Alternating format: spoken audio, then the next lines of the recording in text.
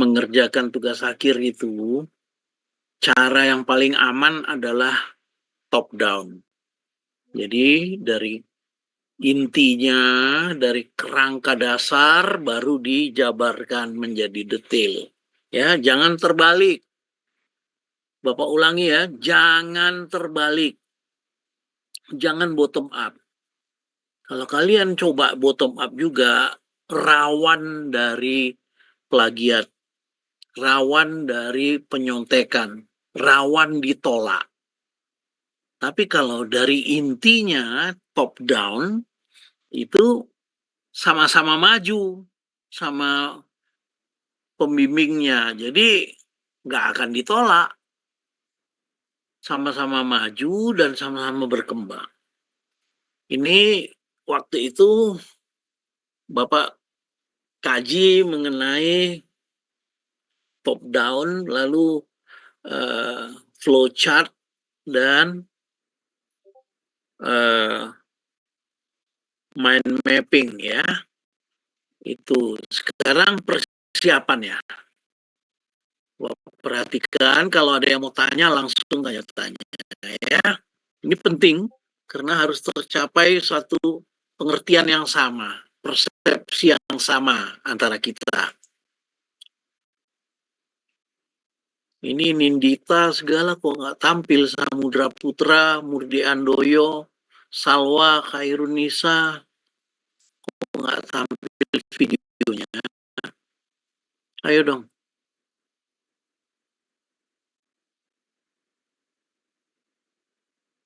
Oke, Bapak mulai. Perhatikan. Kalian bikin catatan. Walaupun ini nanti Bapak bagi, tapi kalian bikin catatan hasil pemikiran dan dialog kita. Ya, apa yang Bapak katakan. Sifat dasar kereta api, kita udah belajar ya. Sifat dasar kereta api itu karakteristik kereta api. Itu ada 3. Strong connectivity, ya, karena kereta api itu secara operasional dia poin ke poin lewat rute tertentu dan terjadwal sehingga sangat strong, perhubungan yang paling kuat. Lalu sifat dasar yang lagi fully regulated transport mode yang sangat teratur karena dia terjadwal, karena dia berdasarkan poin ke poin dan sebagainya, dia fully regulated, sangat teratur.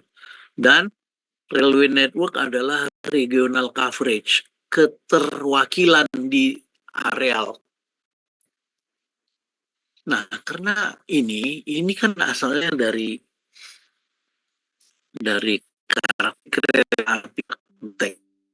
karakteristik operasional, karakteristik regional atau karakteristik manajerial. Lihat ini, kalau kita mengerti ini, maka kita bisa mengatakan bahwa kereta api itu sangat mungkin diotomatisasi. Ya. Oleh karena itu, kita lihat sifat-sifat apa yang dibutuhkan untuk memanage tiga-tiga ini. Untuk memanage kereta api. Ada riset dari Profesor Stanley seperti ini. 5 tren utama yang membentuk kereta api, teknologi kereta api sedunia.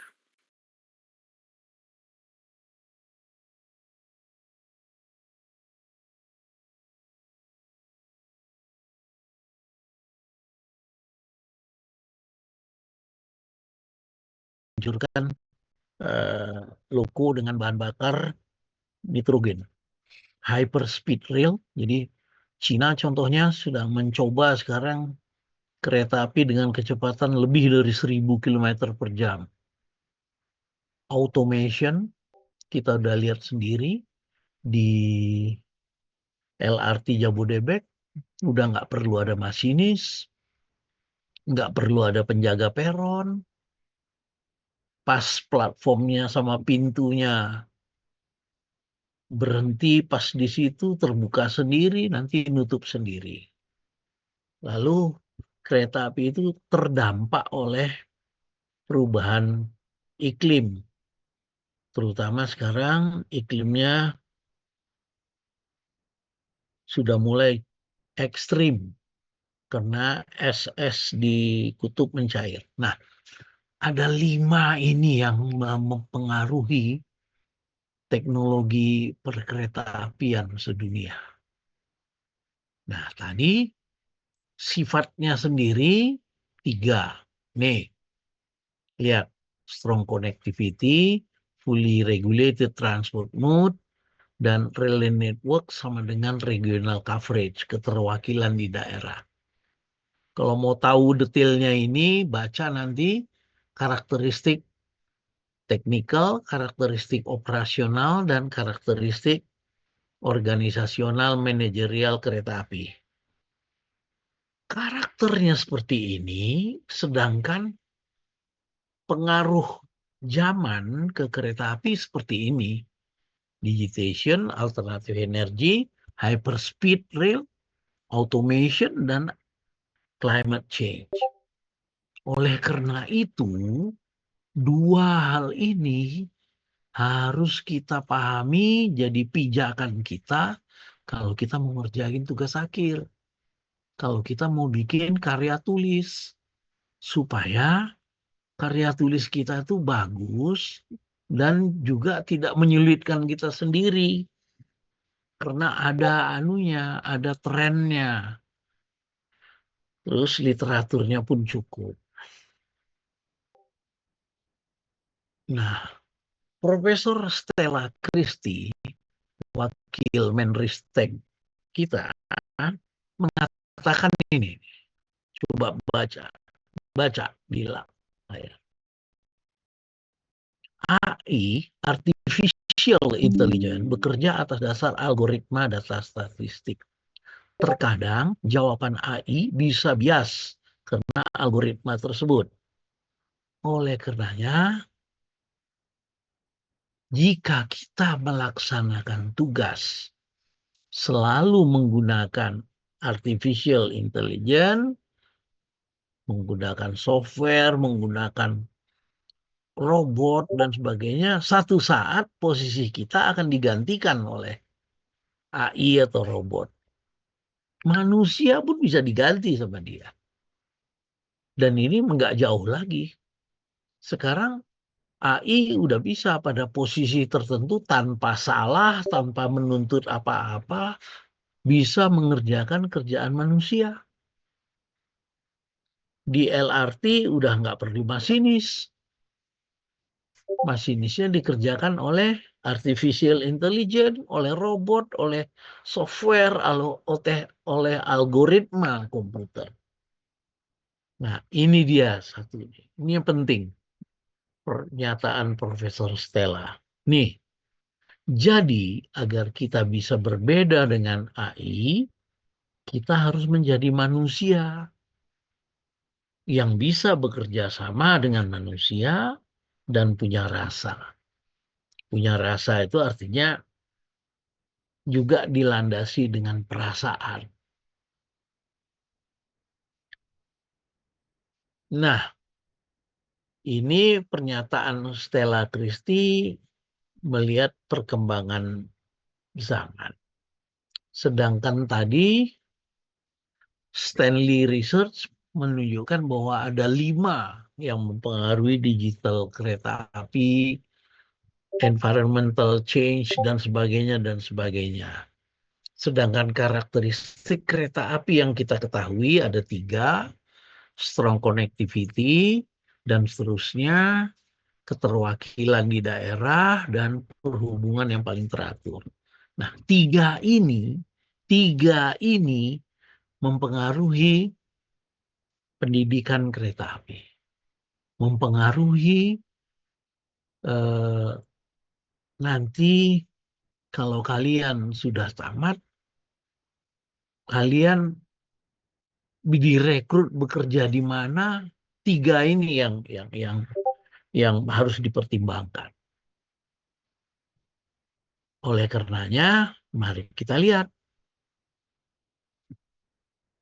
Stella Christie bilang, kalau kita gunakan AI, ya, posisi kita satu saat bisa digantikan oleh AI. Supaya nggak diganti, ya kita bisa berbeda, kita harus jadi manusia, bekerja sama dengan manusia, punya rasa. Tapi datur pekerjaan kita di kereta api, ini dia. Karakter natural kereta api sangat mengakomodasi otomatisasi.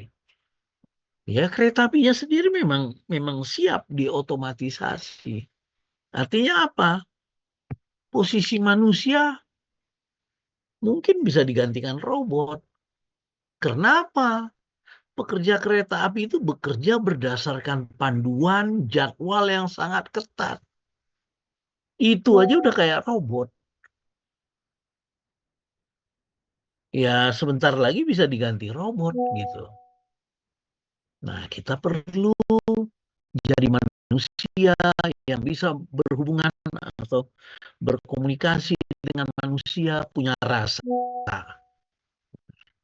Dari ini kita menyimpulkan bahwa kalau bikin tugas akhir, cari topiknya, cari caranya, cari pengalamannya, supaya kita bisa lebih siap daripada robot. Spurman, orang kereta api, sangat rentan digantikan oleh AI atau robot dalam otomatisasi.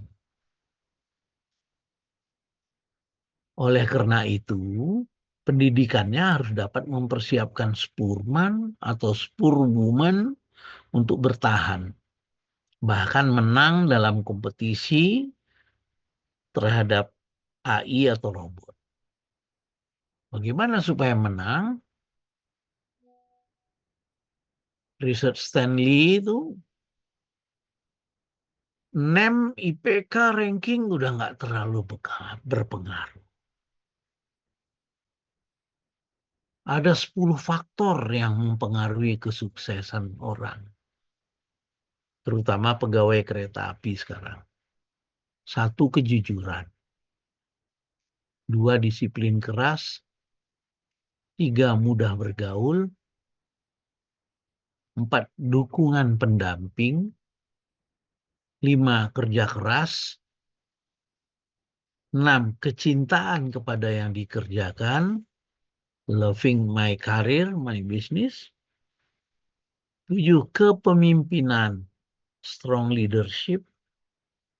Delapan, kepribadian yang kompetitif. Personality. 9, hidup yang teratur. 10, kemampuan menjual ide. Selling idea. Nah, kalau 10 ini yang berpengaruh terhadap kesuksesan, kenapa nggak waktu kita bikin tugas akhir, kan kita belajar bekerja itu. Kita coba cari yang 10 ini. Kita coba pegang yang 10 ini. Dalam mengerjakan tugas akhir. Misalnya jujur dong waktu bikin tugas akhir. Jangan nyontek, jangan Google Google Chart dan sebagainya. Jadi kerjakan sendiri, memang hasil dari otak kita sendiri.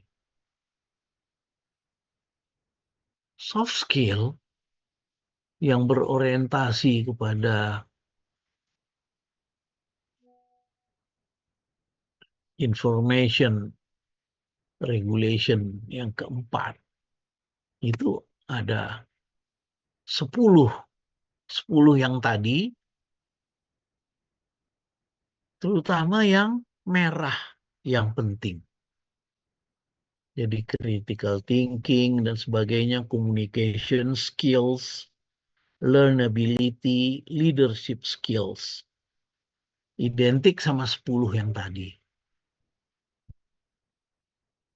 Nih, 10 yang tadi. Identik.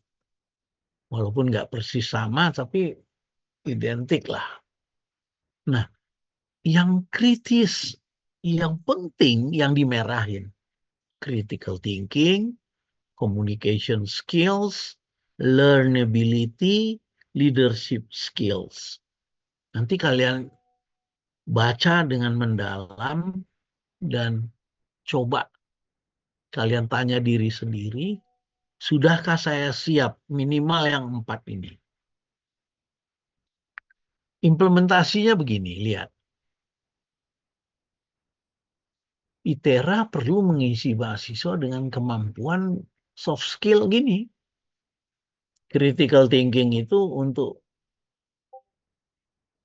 men-challenge, menghadapi norma-norma, cari alternatif, cara alternatif yang lain untuk melakukan sesuatu. Bekerja dalam keterbatasan yang akhirnya bisa lebih efisien. Communication skills membentuk suatu ide-ide yang kreatif secara jelas dan persuasif. Learnability di dia. Ability to pick up new skills quickly. Kemampuan untuk menangkap keterampilan baru dengan cepat. Leadership skills, ini dia. To be a dynamic leader yang who is a purpose maximizer, not a profit maximizer. Seorang yang memperbesar hasil, bukan memperbesar keuntungan. Nah, implementasinya seperti apa? Waktu kita bikin tugas akhir, ini latihan yang kita cari. Bukan sekedar bikin tulisan. Ini kita dapat. Ini kita latih. Supaya apa? Selesai tugas akhir, kita siap bekerja. Karena ini pelajaran untuk latihan, untuk skill, untuk di pekerjaan. Tugas akhir itu adalah latihan untuk bekerja, bukan tugas biasa. Ya, sampai sini ada pertanyaan, silakan. Ayo, ada pertanyaan nggak? Pak, mau nanya Pak, Silakan.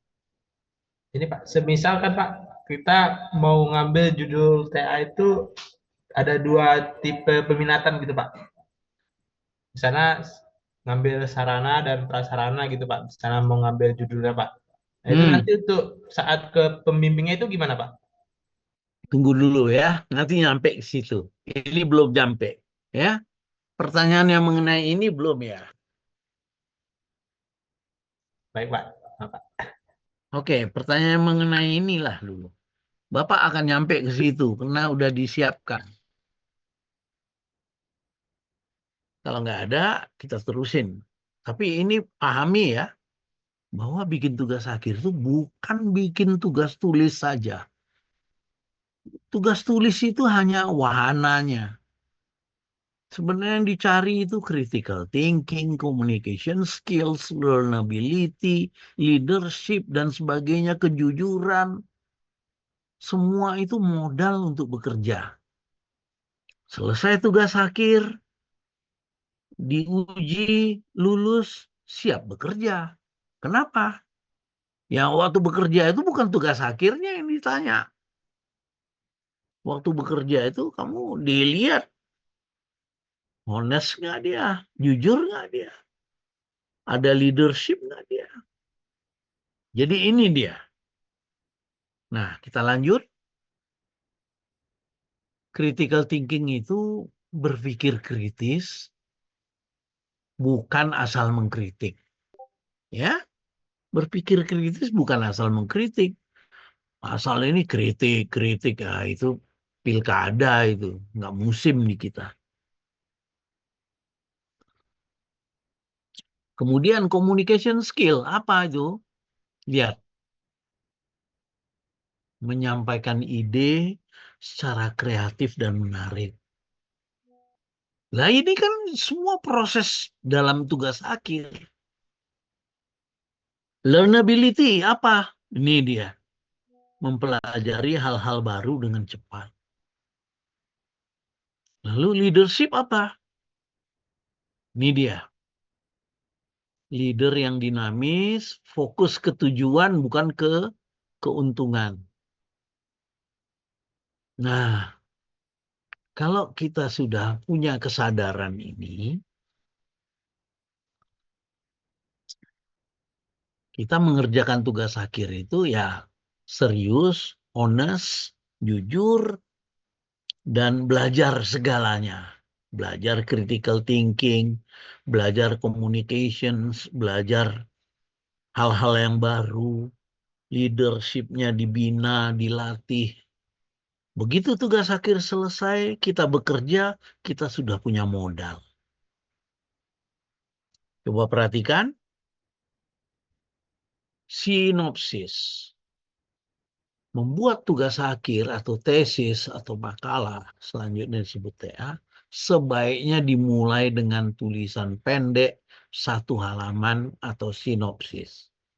Yang memuat apa? Ide pokok. Nantinya dapat dikembangkan. Judul, mungkin ada 2 atau 3 paling banyak alternatif. Dilanjutkan dengan definisi masalah dengan segala atributnya. Topik atau judul tugas akhir harus disetujui oleh dosen pembimbing. Maka kalian siap-siap nanti Januari semuanya sudah siap dengan sinopsis. Mungkin Desember malah, supaya Januari bisa disetujui atau direvisi kalau perlu. Jadi sekali lagi, sinopsis ini untuk menunjukkan ide pokok, judul, dan masalah dengan segala atributnya. Dan ini harus 1 halaman, 1 lembar kertas, diketik, disetorkan kepada eh, prodi, nanti akan dirapatkan dan disetujui oleh para dosen pembimbing yang rapat kolektif. Dan mungkin di situ kalian dapat pembimbingnya yang mana. Coba kita lihat.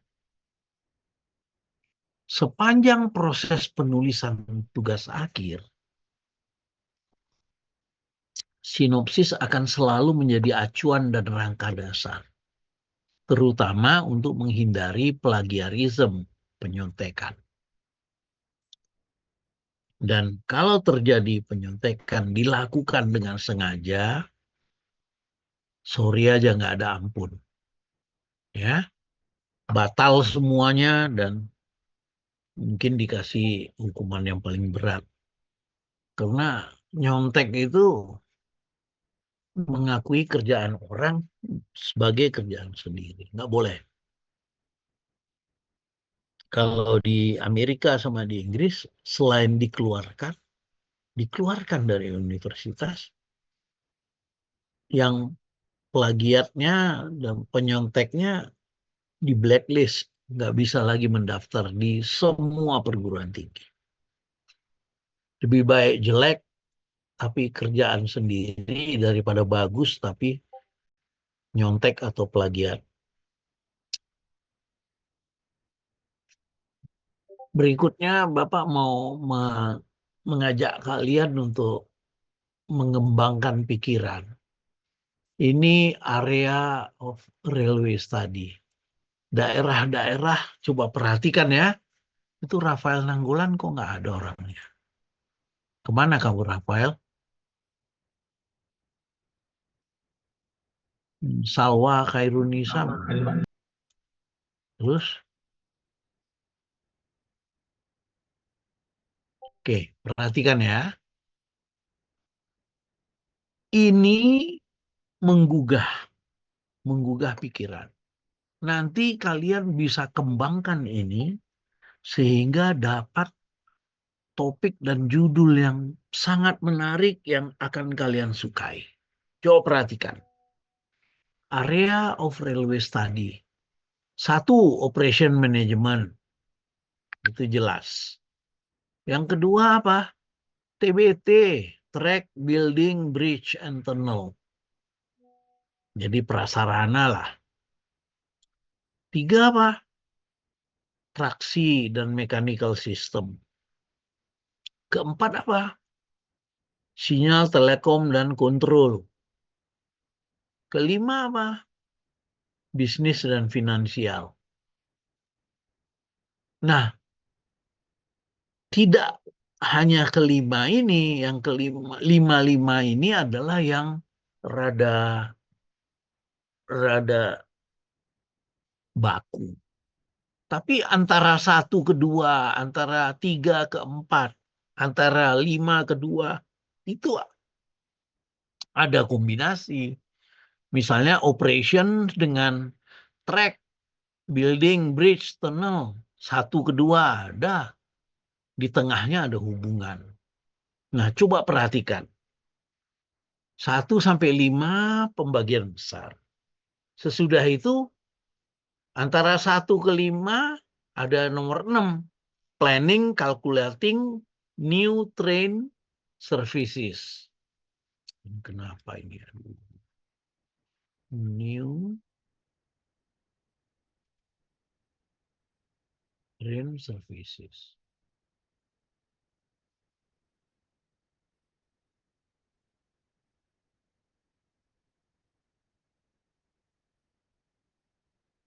Planning, calculating, new train services. Itu kombinasi antara 1 dengan 5. Antara operations management dengan bisnis dan finansial. Jadi bisa jadi studi railway lagi, jadi topik tugas akhir. Selain itu apa lagi? Bisa juga ini. Antara 1 dengan 4. Operation dengan signal telekom dan kontrol. Kemungkinannya apa? Ya kemungkinannya perbaikan operasi dan sebagainya. Lalu yang lain apa? Bisa lagi antara 1 dan 2. Antara operations dengan track building, bridge, and tunnel. Mungkin ada yang ke-8. Rute kereta api yang baru. Jadi perencanaan trase yang baru bisa. Begitu juga yang lainnya. Jadi dari 1 ke 3, dari 2 ke 3, dari 5 ke 4, dari 3 ke 4. Kombinasi-kombinasi ini mungkin lebih banyak lagi nanti. Itu menunjukkan bahwa kita bisa mengambil apa aja asal kita tahu kombinasinya gimana. Supaya tugas akhir kita itu jelas. Ya. Kombinasi antara 1 dengan 4, operations dengan signal telekom dan kontrol. Nomor 7 dia itu. Mungkin judulnya mengubah operasi kereta api atau memperbaiki modifikasi operasi dan sebagainya. Nomor 8, new train routes. Kombinasi antara 1 dengan 2. Antara operation dengan track building bridge tunnel. Kemungkinan yang nomor 8 itu bisa new train routes, rute kereta api yang baru, menarik trase baru untuk kereta api. Dan seterusnya bisa dikembangkan lagi. Semua titik bisa dihubungkan, jadi paling tidak ada 10, 12 kali. Nah, inilah yang Bapak maksud. Reka-reka mulai hari ini, lihat kemana keberminatan kamu. Tadi si Rafael tanya, bagaimana kalau tugas akhirnya kombinasi antara traksi dengan apa tadi, Well? Sarana dan prasarana, Pak. Nah, nomor 2 dengan nomor 3. Coba lihat. Nomor 2 sama nomor 3 apa? Ya, kita bisa cari nanti. Itu masih tanda tanya Bapak sengaja supaya kamu mulai cari. Ya, Rafael ya. Kau cari antara 2 dengan 3 itu, antara TBT dengan TM, apa kira-kira? Ya, bisa macam-macam. Antara sarana dengan prasarana bisa macam-macam. Bisa Excel counter, tapi Excel counter terlalu remeh. Tinggal pasang barangnya, beli, pasang, udah. Nggak pantas jadi tugas akhir anak ITERA. Tapi mungkin emplasemen stasiun kereta barang, wah itu ada ada portal kerennya, ada jembatan timbangnya, ada macam-macam, ya bisa jadi. Jadi antara 2 kan ketiga. Begitu juga antara 3 dan 4, lihat Rafael. Antara TM dengan STC. Jadi bagaimana sinyal yang tadinya di track side sekarang masuk ke dalam kabin gitu. Ya Rafael? Eh, Rafael, Ya, Pak. Bapak ngomong kau ketawa-ketawa sama kawan kau. Kalau sama Bapak masih nggak apa-apa. Kalau sama bos kau berhenti kau besok. Ngerti? Ya, lihat itu. Ya, ini Bapak kasih nanti kalian kembangkan sendiri. Ya, yang akan datang Bapak akan tanya, apa saja bisa kita bikin di sini?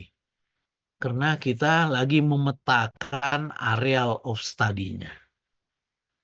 Lanjut, sinopsis dan kesepakatan topik atau judul. Nih, pilih topik dari yang tadi ini, dari diagram area of study tadi, pilih topik. Habis itu tentukan beberapa judul. Habis itu tuliskan kata kunci dan konsekuensi masalah. Lalu reka-reka pengembangannya. Kalau sudah itu, tulis dalam satu lembar kertas, jadi sinopsis. Disepakati dengan pembimbing. Jadi pembimbing sepakat dengan itu, ya kita sama-sama maju jadinya. Bimbingnya jelas, mahasiswanya juga kerjanya jelas. Jadi harus ada kesepakatan topik dan judul tugas akhir. Nanti Bapak wajibkan ini. Dan, nah, topik dan judul tadi dikembangkan. Dikembangannya pakai apa? Pakai flowchart dan diagram alir.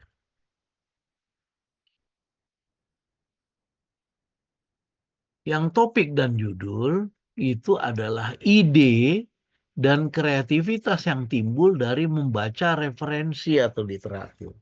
Jadi kau baca literatur dulu dong, Rafael, ya. Baca referensi, jangan cuma mengkhayal aja, oh mau kombinasi traksi sama prasarana. Ngerti, Rafael? Baca Ya, dulu Pak. itu.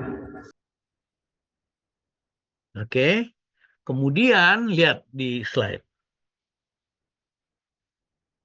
Nah, kembangkan topik dan judul tadi dengan mind mapping dan dengan flowchart kemudian. Jadi kita tahu kemana arahnya. Apa yang mesti dikerjakan. Ini sebenarnya inti tugas akhir kita. Ya, kita harus sepakat dulu tapi mengenai sinopsis yang memuat topik dan judul. Contoh sinopsis, lihat ini. Topiknya Railway Operations dan Manajemen. Judul yang mungkin apa? Judul yang mungkin ini. Satu, peningkatan frekuensi operasi kereta api angkutan batu bara di Divre 4 Lampung. Mungkin aja judulnya ini. Kemudian alternatif lain apa? Masih topiknya railway operation. Pengaturan ulang operasi kereta api di pertemuan jalur rel ganda dengan jalur rel tunggal. Kan di Sumatera Lampung, Sumatera Selatan ada yang ganda sebagian, lu tunggal.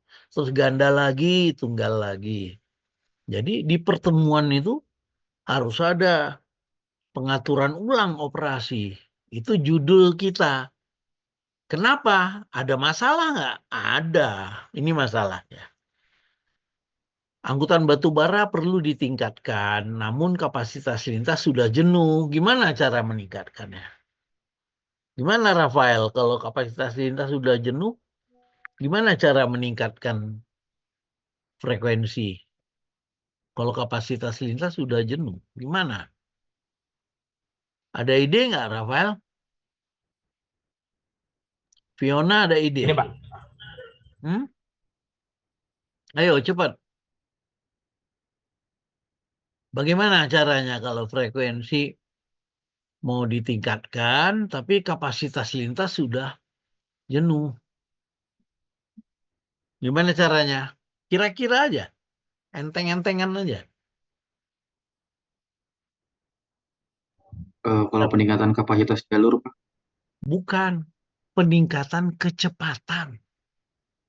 Kalau kecepatannya ditingkatkan, kapasitasnya layak sendiri kan? Oke, ini satu masalah terhadap yang judul alternatif satu.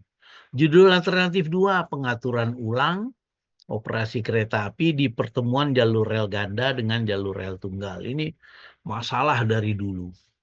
Ini sekedar contoh tapi dicari yang masalah yang real.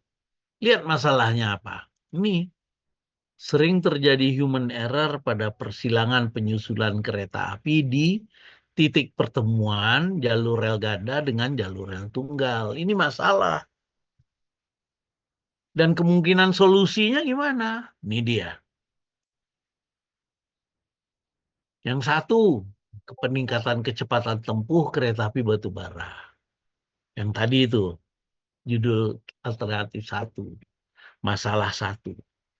Yang kedua gimana caranya human error itu di pertemuan jalur ganda, jalur tunggal, dan sebagainya. Penetapan prosedur tetap untuk PPKA di titik peralihan. Jadi ada prosedur tetap.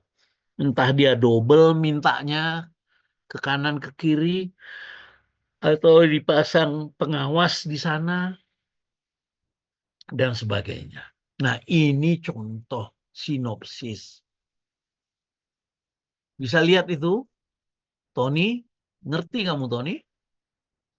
Siti Nurjana bisa ya, Pak. lihat ini. Bisa, Pak. Bisa ya? Fahrun bisa ya, Fahrun? Bisa, Pak. Oke.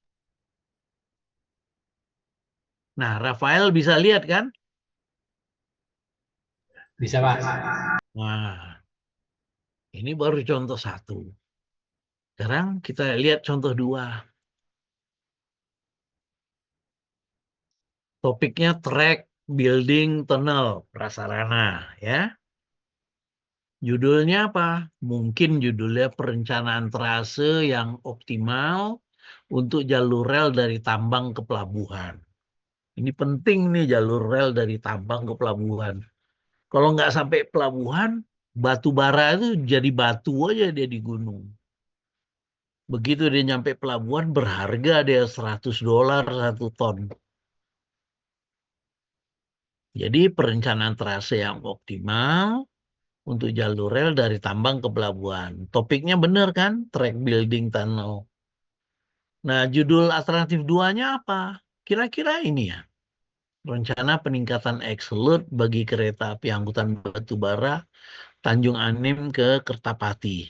Karena ke Kertapati itu belum 18 ton. Tapi bukan hanya jalannya, jembatannya gimana? Maka sesudah judul kita tulis masalahnya.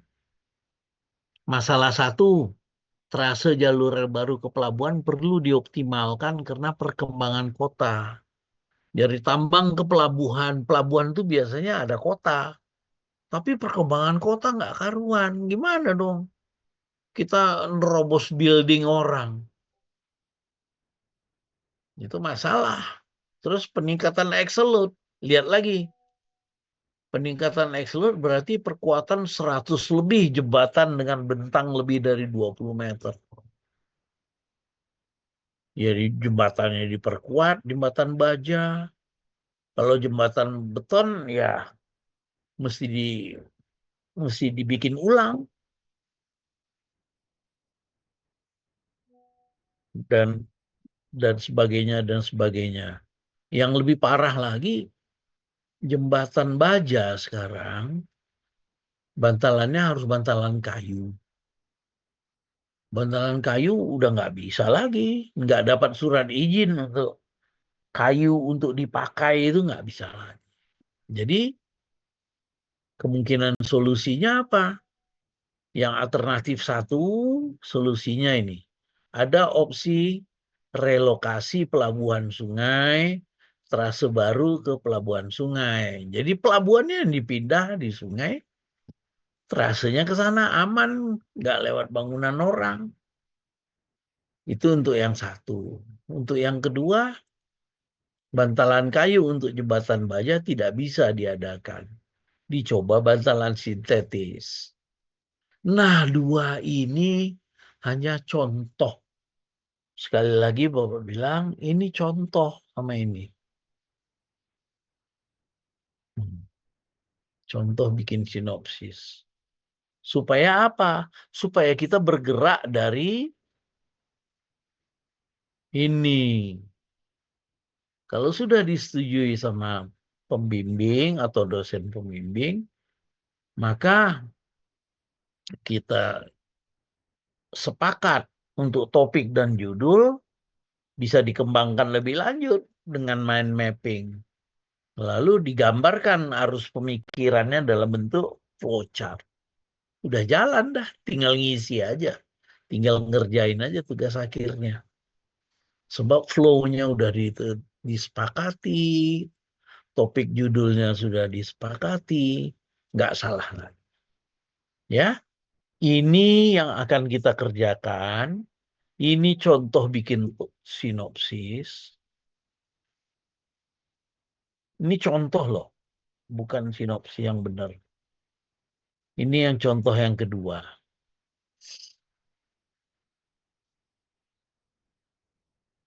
Bapak tidak minta kalian nyalin ini jadian, tapi kembangkan sendiri yang di kamu. Ya, Rafael antara track building tunnel dengan traksi, dengan TM.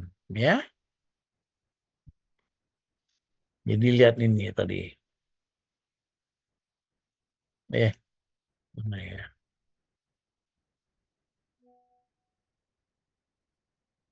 Setelah dipoles, diperbaiki dalam 3 kali sampai 5 kali asistensi, slide yang sudah disetujui dapat dijadikan kerangka untuk menulis TA. Versi lengkap dalam bentuk full text. Jadi kita menulis full text sesudah slide-nya disepakati, disetujui sama pembimbing. Tinggal nulis full text. Nggak salah lagi, karena akan sangat lancar pekerjaannya. Satu set slide segera dicetak, jadikan kerangka. Biasanya kalau Bapak dulu tempel di dinding, bikin full text. Full text-nya bagus karena berasal dari slide. Dan untuk presentasi tugas akhir, slide sudah siap. Bayangin itu. Tenang aja udah.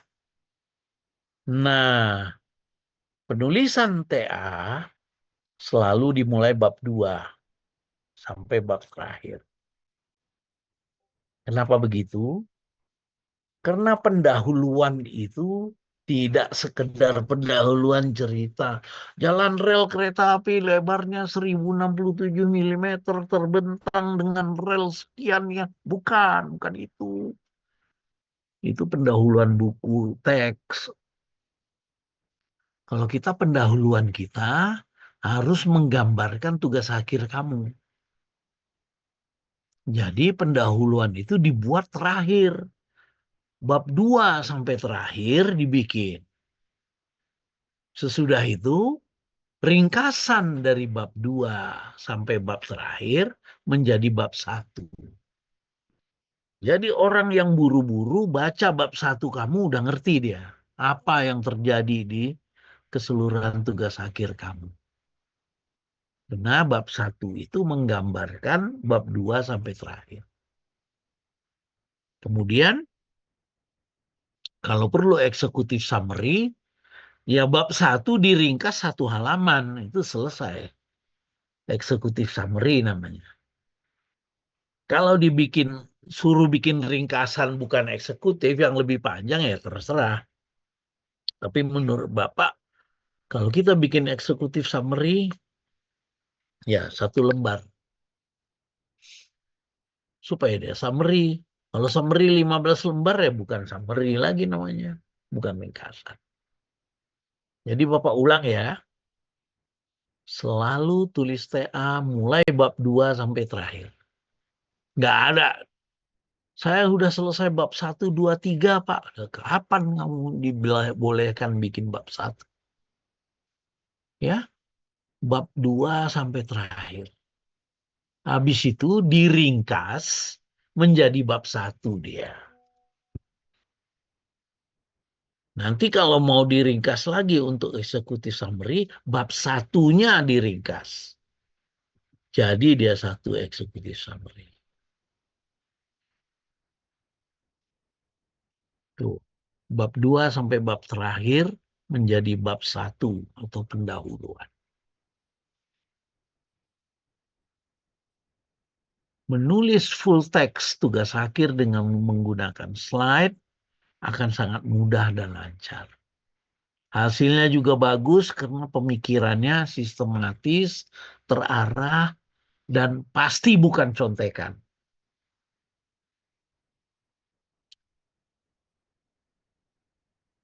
Demikian kuliah kita hari ini, malam ini.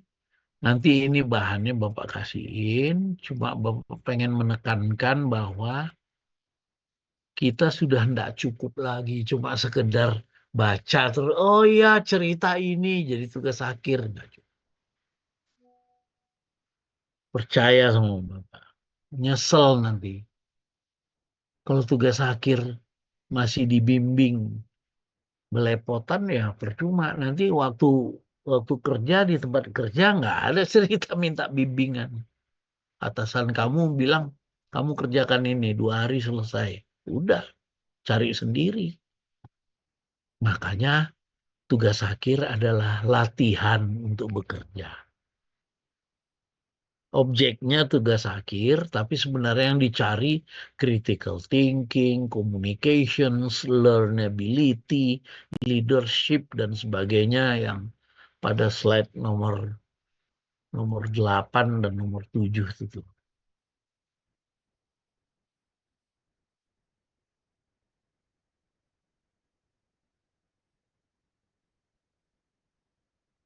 Ya tuh. Ya. Jadi tidak cukup hanya sekedar tukang tulis saja, janganlah. Sayang, kalian dididik untuk menjadi engineer yang baik tentang kereta api. Soft skill-nya yang diperlukan berpikir kritis, menyampaikan ide, dan sebagainya. Oleh karenanya, bikin sinopsis dulu. Kumpulkan di prodi, nanti dirapatkan oleh para dosen. Kalau di-approve, nah jalan kita dengan itu. Jadi awal Desember nanti Bapak udah wajib kan kalian mulai ngumpulkan sinopsis. Oh, nggak bisa benar, Pak. Nggak apa-apa. Nanti dalam perjalanannya kita benerin lagi. Karena sinopsis akan selalu ada. Akan selalu jadi acuan.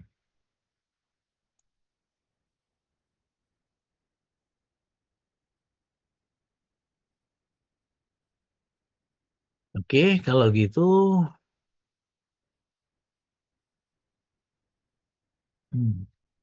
Bapak buka sesi bertanya. Jadi yang lalu itu bagaimana membuat tugas akhir, mind mapping, flowchart, diagram, dan sebagainya. Yang sekarang apa sih dalam tugas akhir itu? Ada kemampuan untuk belajar kembali, learnability. Ada kemampuan untuk mendengarkan orang lain, bos kamu. Kemampuan untuk ya macam-macam, leadership segala macam, kejujuran. Sehingga bos akan senang sama kamu dan karir kamu akan baik. Nah, dari kuliah ini nanti yang terakhir Bapak mau wajibkan kalian bikin sinopsis. Ya, ngerti? Nanti bikin sinopsis. Nggak ada salahnya sekarang bikin, nanti kuliah yang terakhir kita bicarakan beberapa, udah bisa maju satu langkah, satu langkah. Percaya sama Bapak kalau bikin sinopsis, nanti kita enjoy bikin tugas akhir. Kalau ada pertanyaan silakan. Kecuali Rafael udah terjawab kau ya. Oke, siapa lagi? Diva, mau tanya. Siapa lagi? Erlina Friskila, Huru Luman Raja ya. Bunga Agenta, Ya, Pak. Agenta mau tanya kau?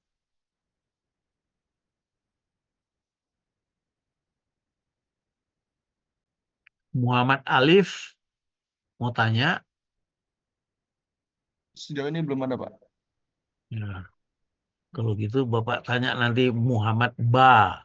Habis itu Ta, Sa, Jim, Ha, Ho. Nandito kamu mau tanya? Enggak? Nanti Bapak bagi, kalian mulai nulis ya, sinopsis ya. Cari keberminatan kalian kemana. Baca dulu apa segala, bikin. Nanti sinopsisnya jadi bahan diskusi. Kita bisa diskusi tidak di awang-awang, ada tulisannya yang kita coret-coret, nanti kita perbaiki lama-lama jadi pasti dia. Ya, paham? Paham ya? Paham ya kamu? Arif mana Arif? Rizky Paham, mana Pak. Rizky? Rizky? Nggak ada dia. Tadi ini Pak, wifi-nya error katanya Pak. Jadi nggak hadir dia. Kuotanya error, Pak. Kalau Rizky, Pak. Terus tidak Tadi berkenan hadir. hadir, Pak, tadi, Pak. Tapi keluar lagi nih, Pak. Oh.